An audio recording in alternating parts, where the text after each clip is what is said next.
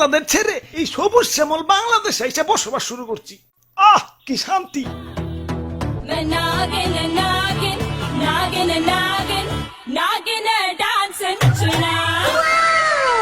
আহ তোমার নাচে সন্তুষ্ট হইয়া তোমারে আমার 101তম বিবি বানাইলাম। যাও বাসর ঘরে অপেক্ষা করো, দুমাইয়া বংশ বিস্তার হবে। হুজুর বাংলাদেশে আইসা তো সেলিব্রিটি হয়ে গেলাম, আমগো কাছে তো কাঁচা বাদাম হিরো আলম ফেল। নেটে ঢুকলেই খালি আমগো ছবি। কও কি? তাইলে তো আমার একটা ইউটিউব চ্যানেল খোলা দরকার। কিরে রাত সবাই তো ফাঁকা ফাঁকা লাগতেছে কে? সেনাপতি কো? ও R15 কিনতে গেছে, লগে একটা গোপ্রো ক্যামেরাও। ও ব্লগিং শুরু করবো। আর মন্ত্রী কো? মন্ত্রী তো বিয়া করতে গেছে, কাপল ব্লগ শুরু করবো। পরে বুইড়া বেডি বিয়া করতে কইও, আর নামের আগে প্রিন্স লাগাইতে কইও, ভালো মার্কেট পাইবো। হুজুর ওই কি হচ্ছে? মাথায় পানি ডালো, পানি ডালো। পানি লাগবো না হুজুর, আমার রাসেল ভাই পাওয়ার এক ফুপে আমার রাসেল বইন পার এক বাড়িতে একে একে আমার রাসেল কাকু পার, মামু পার, জ্যাঠা পার, ফুফু পার, খালু পার, সব আমার চোখের সামনে খুন হয়ে গেল। কোনো মতে জান্ডা নিয়ে পলি আইছি, লেজের মধ্যে এরা বাড়িও খাইছি। দেখেন না লেজটা হুইল্লা গেছে। এত বড় স্পর্ধা আমার রাসেল ভাইপারদের হত্যা করে, ওরে আমি শুলে চড়াবো। এটা তো শুলে আটবো না, এটা তো ছোটখাটো জীব জন্তু না, আস্তা মানুষ। সামান্য মানুষ দিয়ে ভয় পাইলি? ওই যা ওরে কামড় দিয়ে 150 গ্রাম বিষ ডাইলা দিয়ায়, বাপের জন্মে যাতে সুজা না হারাইতে পারে। ওরা তো একজন না, পুরা বাংলাদেশের মানুষ হেইপা গেছে। আমরা তো মোস্ট ওয়ান্টেড ক্রিমিনাল। গলিতে গলিতে আমাকে পোস্টার লাগানো, ধরতে পারলেই 1.5 লাখ টাকা পুরস্কার। হাই হাই, ও কি এতক্ষণ? হুজুর এইমাত্র খবর পাইলাম মন্ত্রী সাহেব বিয়ার আসরে বউ সুদ্ধা খুন হয়েছে, আর সেনাপতি R15 সহ আটক হয়েছে। তাও রামগো উপরে তো খেপছে কে? দেশে তো আরো সাপ আছে, অগরতে তো মারে না। সামান্য 150 জনের একটা গ্রুপ নিয়ে বাংলাদেশে আইছি, বংশ বিস্তারই করা পারতাছি না, এর মধ্যে সব শেষ দিয়ে দিতেছে। না এভাবে চলতে থাকলে তো বংশ নির্বংশ হয়ে যাবো। হুজুর ফেসবুকে ভাইরাল হওয়ার পর থেকে আমাকে মৃত্যুর হারারও বাইরে গেছে।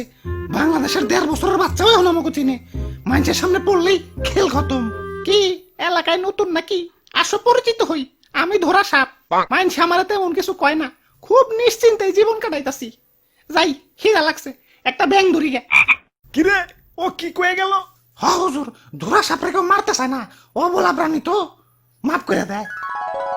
ওই বুদ্ধি একটা পাইছি, বাইসা থাকতে হইলে ধরা সাপ হইতে হইব।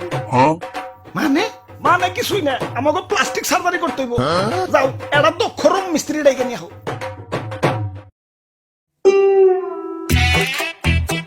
ভাই রে ভাই, আর ওর ভাই এত টিয়া কই পাইলেন? এটা কি পুরস্কার পুরস্কার পুরস্কার? রাসেলস ভাইপার ধরিয়ে দিতে পারলেই 1.5 লক্ষ টাকা পুরস্কার। আপনারা রাসেলস ভাইপার ধরছেন নাকি? এত বড় সাহস আপনার? আব্বে হালায়, বুদ্ধি থাকলে সাহস লাগে না। এই যে দেখো এগুলা কি? জঙ্গলে যাই এটা ধরা সাপ ধরে লই, রং সং করে রাসেলস ভাইপার বানিয়ে দিই, বাস ডুপ্লিকেট রাসেলস ভাইপার জমা দিয়ে কসকসা পুরস্কার নিয়ে আহি। সিম্পল। বাবা বাবা, সাবাস সাবাস। ভাই ভাই ভাই, আমার একটা আইফোন কিনতে হইব ভাই, চলেন না ভাই আর একটা ধরা সাপ ধরে নিয়ে আহি। এমন ভাবে রিকোয়েস্ট করতেছো মনে হইতাছে রাসেলস ভাইপার ধরবার কইতাছো। ধরা সাপই তো, লেটস গো।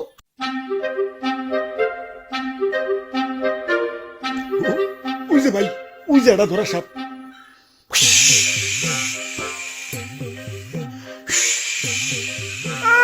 সাল নাই কুত্তার বাগানাম হয়েছে ধরা সাপ, আবার ফস ফস করে। চুপ ভাই, কেমন না দিল আমার বাড়িতে ভাই, ছোট ছোট দুটা বাচ্চা ভাই। আরে ধরা সাপের কামড়ে কিছু হয় না। হাসানি? হ হাসা। তাহলে ভাই আপনি একটা কামড় খান। এই যে নাও খাইলাম। ঠিক আছে ভাই, এবার রং করেন। হ আগে ভালো করে মুছ ছালাও, ময়লা টয়লা থাকতে পারে, ভালো করে ঘষো। বিসমিল্লাহ। আরে ভাই ভিতরে দিয়ে অন্য কালার। বাইসা থাকতে হইলে আমাকে প্লাস্টিক সার্জারি করতে হইব। যাও এটা দক্ষ রং মিস্ত্রি ডাইকে নিয়ে হোক। ওরে বাপুরে ইয়া সাইড দেখি দি খালি রাসেল ভাইবা আমি বুইটা মানুষ আর বুইটা মানুষ শিশু সমতুল্য এই শিশু বয়স আমি মরতে চাই না আমারে সাইরা দেও ওই তোমার ভয় নাই শুনছি এই বুড়া বয়স নাকি তুমি ভালো রং তামাশা করতে পারো এখন আমগো একটু রং করে ধুরা সাপ বানিয়ে দাও